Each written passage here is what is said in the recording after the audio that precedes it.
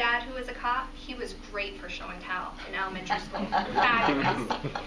Now he volunteered to go on the Washington, D.C. trip as a chaperone, and the kids are not happy. She came home and told us, Dad, they're really not happy you're going. They said they're not going to be able to have any fun. You're going to ruin everything. So it sort of changes as time passes too. Funny, how do they know me? Do you kind of have the same? It's basically the same thing, to where with Adrian, she's 14, and it was, back in elementary school, you did a poster of your hero. Well, there was a drawing of Victor and X the Canine, and very proud. And now it's let's go to your house if we can, because the door's slamming downstairs. There he goes downstairs. Leave the door open, and it's what are you watching? Parental controls are on these channels, and I'm taking the phone. You're not, and it's no internet. The computer's off. It's unplugged, and there's. But I mean, where we live and where our daughter goes to school, it's out of town. We have quite a few state highway patrol that are out that way, and they see each other at football games, and oh, you sticking around? Yeah, I'll be here. Okay, so it's It helps. Mm-hmm. It is hard. It's hard to explain when they're younger. It's not as easily accepted when they become teenagers because they don't think it should interfere with their life. Well, the world does revolve around Yes, that. right, exactly. Going back to the community, it can sometimes influence work. Because I work for a contract company, I'm in a lot of different facilities. I've bumped into people who have family members who are arrested, or who I work with and they've had trouble. I don't go in there and announce who I am and what my husband does by any stretch, but because we're in a smaller town, people tend to know one another, and that has put me in sticky situations at work.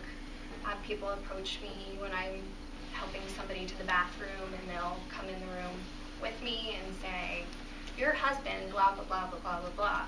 Even though it may not have been my husband, because all cops are the same when you've been in trouble. So I have had some experiences within my work setting where it gets sticky. So you just try to lay low. I've had the same. Being a special education teacher, I have to have one-on-one meetings with the parents on a pretty regular basis. And if a student's on my caseload and their parents have dealt really closely with my parents or with Scott, there's been one or two that I've had to go to the principal and say, please don't make me responsible for this IEP. I'll trade them for two other ones. Just, I mean, it would be inappropriate, probably with a couple of the parents. Most of them, if it's just one little thing, then I don't mind. I guess I'm pretty good at brushing that other stuff under the rug and just doing what we're there to do. But if it's a family that has had a larger case that Scott dealt with, then I try not to have to do many interactions with them. Mm-hmm. And with a name like Nadoma, I mean, it's not a real common name. So that's usually the follow-up question is your husband, well, there's a few of them in the area. It's always, I mean, just like we're told, it's not a real common name where, there's always usually some association made. I mean, we were just at the barber shop, and I've seen you before, I think in uniform, but I mean, and strangely enough, it was actually one of my daughter's teachers, so he recognized us from there, but it's part of it that you have to deal with. Another thing I'm asked a lot is, are there any misconceptions about police officers? What do people think about police officers that isn't true? Do you have one? There are probably a couple. The first one is they think he's so mean, so mean, and just always looking for trouble, like just always looking for the bad in people, which sometimes it's true. But not out openly or publicly is he ever out just looking for bad. He's a nice guy, or I wouldn't be here. He's not a big meanie. The other thing that's always interesting and that drives Scott crazy are hope I don't offend anybody, are the people who just see a cop and think, oh, have you ever had to shoot somebody? Have you ever had to pull your gun? Have you? And I mean, it's like an uncomfortable situation when somebody asks him that. And I just like want to look at the person and say, have you?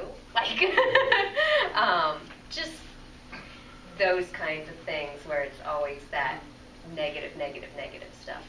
Yeah, and I like to think, well, as Matt always says about Victor, is Victor always sees the good in everyone. And that's generally how he is. I mean, he always, and I think that's how he always applied it to work, is that he always looks at things, I think, from a very good perspective first, before he starts the process. But it's, I mean... They hate the donut comparison, Yeah. just so you all know. They don't like being asked if they stop at Dunkin' Donuts. It's not a funny joke. They don't appreciate it. A misconception that I've heard, and recently it bothered me. Normally I brush it off, but I think because of people always say that I am normally sort of a quiet, shy person. So a lot of people think that our husbands sort of run the show and we just follow. And I had someone in front of my daughter, and this is probably why it bothered me, say last week, well, actually say to my husband, your wife is really submissive, isn't she? She must be really submissive because you're a cop, in front of my daughter. And he just kind of brushed it off, but people do say things along those lines. It was the word was really bothersome. I don't think she meant anything by it. I just think she assumed that because he's in control at work, he's in control in everything else. I have to tell you that I strongly disagree. I didn't say this to her. I actually think cop wives have to be very strong, organized, flexible leaders in their family. We do not just go down to whatever might come our way.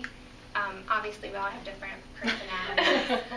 But that's one thing that I hear off and on that is a misconception.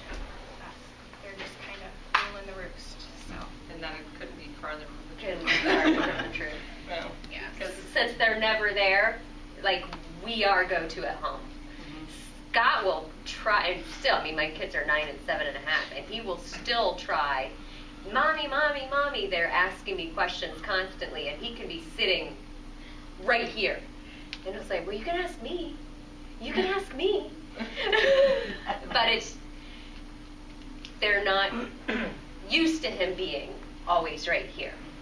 Because usually we're the mom and the dad and the chauffeur. Driver and the coach and and the chef. And you have to be a very strong person. You have to be very willing to be very malleable to any situation, because it's a lot of it, you know, if you sign your daughter up for any sort of program, you just have to know that this is all going to fall on your shoulders, because, you know, it may be, yeah, I can take her Tuesday, Thursday. Well, like April said, you get court, you get, you know, extra activities, you get overtime, you get other stuff to where, you know, sorry. I just want to, I don't mean to interrupt 1 second. One of the things that I think is important that, and I think they will all agree with, is, you know, we talked about early before they came that hypervigilance roller coaster. We're always on alert. We make decisions for people all day long that can't make them for themselves. We solve their problems. When we go home and we say, hey, you want to go out to eat? I don't care. I've made decisions for 12 hours. I don't want to make any more decisions. You make the decision. You decide where we're going. They will probably all agree that they do that, but after working a 12-hour shift, I'm done. I'm checked out. I don't want to make decisions anymore. I don't want to decide where we're going to eat. I don't want to decide if we're going to. You just tell me, and I'll go with you. Not that I disagree with my husband, however. remember that whole submissive thing? Not true. Not true. Says the strong one. I don't think it gives the men a free pass when they come home. I think checked out is maybe too strong of a term for me. And I didn't mean it gives us a free pass. I just Right. mean that a lot of times it goes to the back and forth of, where do you want to go? I don't care. Where do you want to go? I don't care. Because Do it all the time. Did all- you just get tired of making those decisions. all the Right, time. right. But, I don't know. I think sometimes we have to nudge them to participate, but I don't think they're unwilling. It's just switching your frame of mind to home versus work. Shutting it on and off. Right. And I will say, I like to think as Victor as the exception. He, I'm sure he is less black and white. Yes, Definitely. he's never been one to bring work home with him. He's never been one to ever take it out on me, ever. And it's amazing to me because that's usually one of the things that cops' wives refer to it like that, but they always complain of, I'm the one who, is getting this dumped on me every day. And it's, with him, he's always had the ability to shut it off. Whether that's healthy or not, I'm not sure. But there have been times to where, it's 4 o'clock in the morning and he got off, say at midnight, and it's, the TV's on and what are you doing? I can't sleep. Do you want to talk? No. Okay. And that's part of the job, is just being that support structure there for him when they need it. I mean, I still remember to this day certain times when he comes home and he ended the evening on a horrific case to where he's sitting up in bed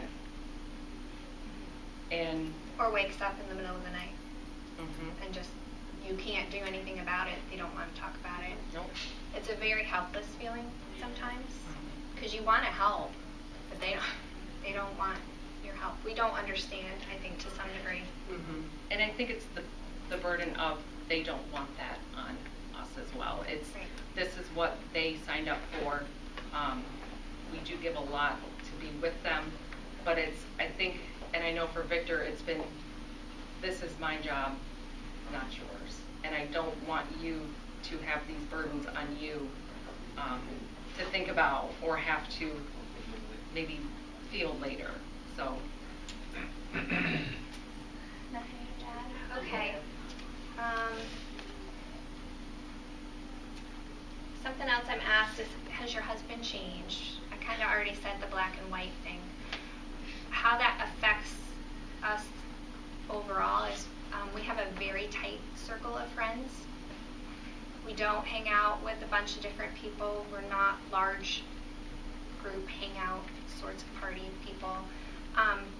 We have certain friends that we spend time with, that he's comfortable with, that sort of get what his day is like, that don't ask questions, that shouldn't be. A lot of people ask questions that he either isn't able to answer or he really doesn't know, but they don't believe that he doesn't know, and so they're pressing him for information. So we have a very tight circle that just works for us. I don't know. You guys? Yeah, we used to be incredibly social before Scott was a police officer, and that has definitely changed. I mean, we'll be at a place, like you said, if it can be a family event, or even if our tight circle expands and does a bigger party for an Ohio State Michigan game or something like that, and they invite more and more. Scott's in one chair by himself, not talking to anybody. And then as a wife, you kind of are like, well, I'm going to talk to people. Then you go sit back down for a little bit. And then you go talk to people, and then you go sit back down for a little bit. There's, you've got to balance that as a wife, so he doesn't feel lonely. But at the same time, you aren't the dud couple there. It's embarrassing sometimes when they're sitting and won't speak to people. Yeah. And it has nothing to do with the group that you're with. It's just they just don't feel like it, and so you drag them there, and they make it even more uncomfortable. Yeah, there's times, and I guess I have finally learned there's sometimes I just say, well, then we're not going. Right. That, or I'll go by myself. Mm-hmm. Yep. I saved this question for last, for Amanda's sake. I think all of us have had defining moments. You can sit down, I'll sit with you if you want. All of us have had defining moments.